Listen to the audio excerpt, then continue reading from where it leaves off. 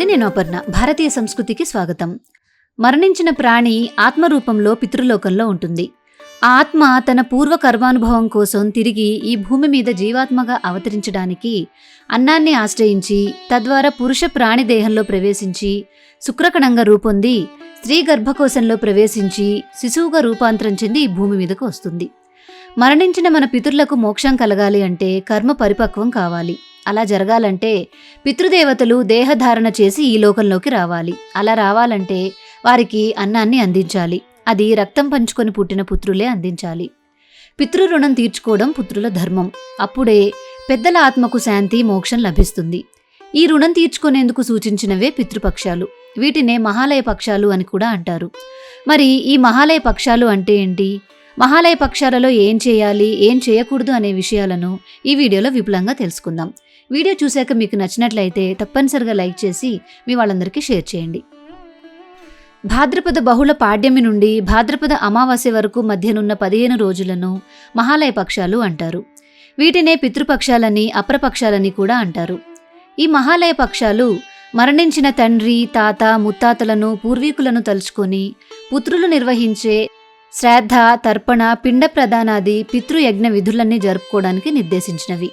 పితృదేవతలు అంటే మన కుటుంబంలో గతించినటువంటి వారు అని అర్థం. కేవలం తల్లిదండ్రులకు మాత్రమే కాదు, మృతి చెందిన రక్త సంబంధీకులు అందర్నీ తలుచుకొని తర్పణాలు విడుస్తారు. మరణించిన మన పితృదేవతలకు భక్తిగా ఆహారాన్ని అందించి వారి ఆకలి తీర్చడమే ఈ మహాలయ పక్షాల ముఖ్యోద్దేశం. మహాలయ పక్షంలో పెద్దలకు శ్రాద్ధం చేస్తే వారు తృప్తి చెందుతారు అని స్కాంద పురాణము నాగరఖండంలో ఉంది. మహాలయ పక్షం ప్రాశస్త్యంపై మహాభారతంలో ఒక కథాంశం ఉంది. దానశీలి అయిన కర్ణుడు మరణానంతరం స్వర్గానికి వెళుతుండగా మార్గమధ్యంలో ఆకలి, దప్పిక కలుగుతుంది. దీంతో అక్కడ కనిపించిన ఓ పండ్ల చెట్టు దగ్గరికి వెళ్లి పండు కోసుకుని తినాలనుకున్నాడు. కోసి తిందామని ప్రయత్నించగా అది బంగారంలా మారిపోతుంది. అలా అక్కడ ఏ పండును ముట్టుకున్నా అలాగే జరిగింది. కనీసం దాహమైనా తీర్చుకుందామని ఓ సెలయేరు దగ్గరికి వెళ్లి నీటిని దోసిళ్లలోకి తీసుకోగా అది బంగారు రంగులోకి మారిపోతుంది. స్వర్గానికి వెళ్ళినా కూడా అదే పరిస్థితి. దీంతో ఆశ్చర్యానికి గురైన కర్ణుడు బాధతో తన తండ్రి సూర్యభగవానుణ్ణి ప్రార్థించాడు. అప్పుడు సూర్యుడు, కర్ణ, నీ జీవితమంతా బంగారాన్ని దానం చేశావే తప్ప ఎప్పుడూ పితృతర్పణాలు, అన్నదానం వంటివి చేయలేదు. అందుకే ఈరోజు నీకు ఆకలి, దాహం తీర్చుకునేందుకు ఆహారం, నీరు దొరకడం లేదు అని అసలు కారణం చెప్పాడు. ఆ కారణం విన్న కర్ణుడు సూర్యుడిని ప్రార్థించగా ఇంద్రుడి ద్వారా సూర్యభగవానుడు ఓ వరాన్ని ప్రసాదించాడు. భూలోకానికి వెళ్లి అన్నదానం, పితృదేవతలందరికీ తర్పణాలు వదిలి స్వర్గానికి తిరిగి వచ్చేలా వరమిచ్చాడు. ఇంద్రుడు ఇచ్చిన వరంతో కర్ణుడు భూమిపైకి వచ్చిన రోజు భాద్రపద బహుళ పక్ష పాడ్యమి. అలా వచ్చి 15 రోజుల వరకు, అంటే అమావాస్య వరకు రోజు పితృదేవతలకు తర్పణాలు వదిలి గతించిన తల్లిదండ్రులకు పిండ ప్రదానాలు, శ్రాద్ధకర్మలు చేసి మహాలయ పక్షంలో చివరి రోజైన మహాలయ అమావాస్య రోజు తిరిగి కర్ణుడు స్వర్గానికి చేరుకున్నాడు. కర్ణుడు అన్నదానం, పితృతర్పణం చేశాక ఆయన కడుపు నిండి ఆకలి తీరింది. కర్ణుడు భూలోకంలో గడిపి తిరిగి స్వర్గానికి వెళ్లిన ఈ కాలమే మహాలయ పక్షం అంటారు. పితృదోషం అంటే ఒక రకమైన శాపం. పూర్వీకులు చేసిన కొన్ని దోషాల వలన వారి తర్వాతి తరం వారు కష్టాలు పాలవడం, పితృదోషాలకు గురి కావడం జరుగుతుంది. జాతక చక్రాలలో ఇటువంటి దోషాలను గుర్తించవచ్చు. పితృదోషాల వలన అనేక రకాలైన సమస్యలు కలుగుతాయి. ముఖ్యమైన పనులు పూర్తి కాకముందే ఆటంకాలు, వైఫల్యాలను ఎదుర్కోవడం, గౌరవ ప్రతిష్టలకు భంగం కలగడం, కుటుంబంలో స్త్రీకి చిన్న వయసులో వైధవ్యం ప్రాప్తించడం, ముఖ్యంగా సంతాన భాగ్యం లేకపోవడం, పుట్టిన సంతానం జీవించకపోవడం, సంతానం వలన తీవ్ర సమస్యలు వంటివి కలుగుతాయి. మహాలయ పక్షం రోజుల్లో వారసులు వదిలే తర్పణాలు పితృదేవతలకు ఆకలి దప్పులు తీరుస్తాయి. సంతృప్తి చెందిన పితృదేవతల ఆశీర్వాదం వంశీకుల ఉన్నతికి కారకమవుతుంది. ఈ పక్షం రోజుల్లో ఇతర శుభకార్యాలేవి ఆరంభం చేయకూడదు. మహాలయ అమావాస్య రోజున తర్పణ కార్యక్రమం చేశాక దేవతా పూజలకు శ్రీకారం చుట్టాలి. భాద్రపద బహుళ పాడ్యమి నుండి అమావాస్య వరకు పితృప్రాణం భూమిపై వ్యాపించి ఉంటుంది. శ్రాద్ధకాలం ప్రారంభమైంది అని తెలియగానే పితృదేవతలు తమ తమ వారిని స్మరించుకుంటూ మనోమయ రూపంలో శ్రాద్ధస్థలానికి చేరుకుంటారు. వారు బ్రాహ్మణులతో కలిసి వాయు రూపంలో భోజనం స్వీకరిస్తారు. సూర్యుడు కన్యారాశిలో ప్రవేశించగానే పితరులు తమ పుత్ర, పౌత్రుల దగ్గరకు వస్తారు అని చెప్పబడింది. మహాలయ పక్షాలు 15 రోజులు మన పితృదేవతలు మా వారసుడు పితృయజ్ఞం చేయకపోతాడా, మా ఆకలి తీర్చకపోతాడా అనే ఆశతో మన ఇంటిని ఆవహించి ఉంటారు.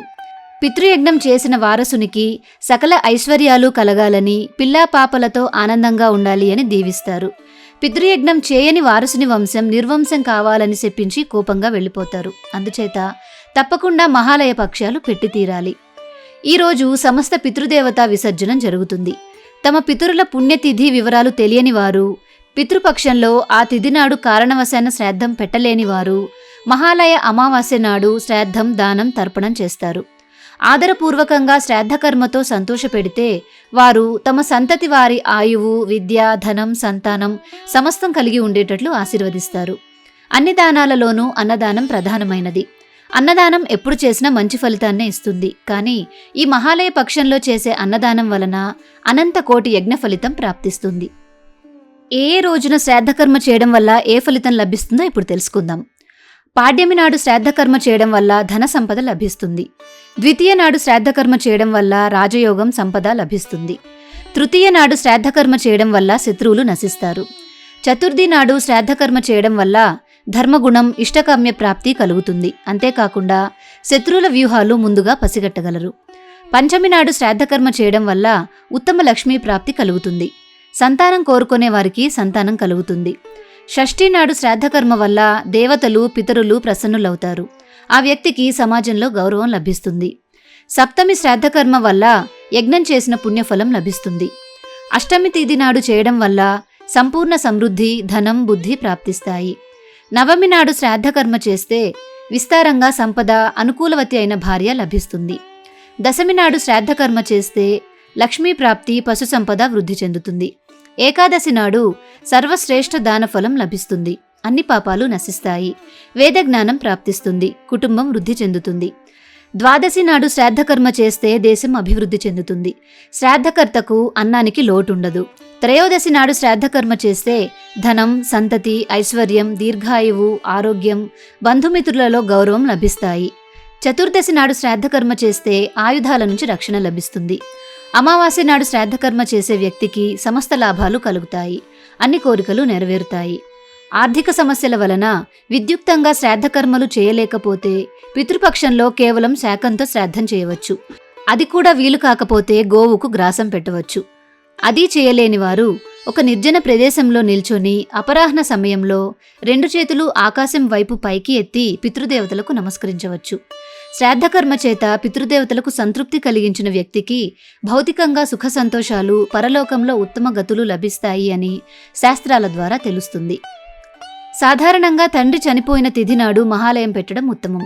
ఏ కారణం చేతైనా అలా పెట్టడం వీలు కాని పరిస్థితిలో మహాలయ అమావాస్య నాడు పెట్టడం ప్రశస్త్యం. దీనినే సర్వపితృ అమావాస్య అంటారు. ఈ రోజునే మరణించిన బంధువులందరికీ వారి వారి తిథులతో సంబంధం లేకుండా మహాలయం పెట్టాలి. క్రిందటి సంవత్సరం చనిపోయిన వారికి చేతభరణి లేక భరణి పంచమి తిథులలో అనగా మహాలయ పక్షాలు మొదలైన 4 లేక 5వ రోజున మహాలయం పెట్టాలి. భార్య మరణించిన వారు అవిధవ నవమి నాడు అనగా 9వ రోజున మహాలయం పెట్టాలి. ఆ రోజున సుమంగళిగా మరణించిన తన భార్యను తలుచుకొని ఒక సుమంగళికి భోజనం పెట్టి పసుపు, కుంకుమ, గాజులు, పువ్వులు, చీర, రవికల గుడ్డ పెట్టి సత్కరించి పంపాలి. చిన్నపిల్లలు అంటే 10 సంవత్సరముల దాటని వారు చనిపోతే వారికి 12వ రోజున మహాలయం పెట్టాలి. ఒకవేళ 10 సంవత్సరాల వయస్సు లోపే ఉపనయనం జరిగి ఉంటే ఆ పిల్లవాడు మరణించిన తిథి నాడే మహాలయం పెట్టాలి. మహాలయం పెట్టే కర్త శుచిగా స్నానం చేసి దర్భలతో చేసిన ఉంగరాన్ని ధరించి శ్రద్ధగా, భక్తిగా, మంత్రపూర్వకంగా 5 బ్రాహ్మణ భోక్తలతో ఈ పితృకార్యాన్ని నిర్వర్తించాలి. పితృదేవతలకు అధిపతి శ్రీ మహావిష్ణువు కనుక విష్ణుదేవత ప్రీత్యర్థం ఒక భోక్త, విశ్వ, ఆర్ద్ర దేవతల ప్రీత్యర్థం ఒక భోక్త, తండ్రి, తాత, ముత్తాతల ప్రీత్యర్థం ఒక భోక్త, తల్లి యొక్క తండ్రి, తాత, ముత్తాతల ప్రీత్యర్థం ఒక భోక్త, తండ్రి తరపు బంధువులు, తల్లి తరపు బంధువులు, గురువులు, స్నేహితులు, తక్కిన వారి ప్రీత్యర్థం ఒక భోక్త. ఈ విధంగా మీ పురోహితుని సూచనానుసారం ఈ పితృకార్యాన్ని హోమ, తర్పణ, పిండ ప్రదానాది విధులతో అత్యంత శ్రద్ధగా నిర్వహించాలి. 5 భోక్తలతో ఈ పితృయజ్ఞం జరిపించే ఆర్థిక స్తోమత లేని పక్షంలో కనీసం ఒక భోక్తతో అయినా ఈ క్రతువు జరపాలి. కానీ మహాలయం పెట్టకుండా మాత్రం ఉండకూడదు. బృహద్ధర్మ పురాణంలో బ్రహ్మదేవుడు చేసిన పితృస్తుతి స్తోత్రాన్ని ఈ మహాలయ పక్షాలలో ప్రతిరోజు ఎవరు చదువుతారో వారికి ఈతి బాధలు ఉండవు. ఎవరైనా వారి పితరుల విషయంలో తప్పు చేసి ఉంటే పశ్చాత్తాపంతో ఈ స్తోత్రం చదివితే ప్రాయశ్చిత్తం కలుగుతుంది. పితృదేవతలు అనుగ్రహిస్తారు, పాపకర్మలు నశించిపోతాయి, సకల శుభాలు కలుగుతాయి. బ్రహ్మ ఉవాచ నమో పిత్రే జన్మదాత్రే సర్వదేవమయాయ చ సుఖదాయ ప్రసన్నాయ సుప్రీతాయ మహాత్మనే. అంటే ఎవరి వలన ఈ జన్మ వచ్చిందో, ఎవరు సకల దేవతా స్వరూపులో, ఎవరి ఆశీస్సుల వల్ల సుఖాలు కలుగుతాయో అట్టి మహాత్ములైన పితరులకు నమస్కారములు. సర్వయజ్ఞ స్వరూపాయ స్వర్గాయ పరమేష్ఠినే సర్వతీర్థావలోకాయ కరుణా సాగరాయ చ. సకల యజ్ఞ స్వరూపులై స్వర్గలోకంలో ఉండే దేవతలతో సమానమైన వారు, సకల పుణ్యతీర్థాలకు ఆలవాలమైన కరుణా సముద్రులైన పితరులకు నమస్కారములు. నమో సదా ఆసుతోషాయ శివరూపాయ తే నమః సదా పరాధ క్షమినే సుఖాయ సుఖదాయ చ. సులభంగా సంతోషించి వెంటనే అనుగ్రహించేవారైన శివరూపులకు నమస్కారము. తప్పులను ఎల్లవేళలా క్షమిస్తూ సంతోషమూర్తులై సుఖాలను కలుగజేసే పితరులకు నమస్కారములు. దుర్లభం మానుషమిదం ఏన లబ్ధం మాయా వపుః సంభావనీయం ధర్మార్థే తస్మై పిత్రే నమో నమః. ధర్మాలు ఆచరించడానికి అవకాశమున్న దుర్లభమైన ఈ మానవ శరీరం ఎవరి వలన లభించిందో ఆ పితృదేవతలకు నమస్కారములు. తీర్థ స్నాన తపోహోమ జపాదీన్ యస్య దర్శనం మహాగురోశ్చ గురవే తస్మై పిత్రే నమో నమః. ఎవరిని చూసినంతనే అనేక తీర్థ స్నానములు, తపస్సులు, హోమాలు, జపములు చేసిన ఫలితం కలుగుతుందో మహాగురువులకు కూడా గురువులైన పితృదేవతలకు నమస్కారములు. యస్య ప్రణామస్తవనాత్ కోటిశః పితృతర్పణం అశ్వమేధ శతైః తుల్యం తస్మై పిత్రే నమో నమః. ఎవరిని నమస్కరించినా తర్పణాదులు చేసినా అవి వందల కొలది అశ్వమేధ యాగాలతో సమానమో అటువంటి పితరులకు నమస్కారము.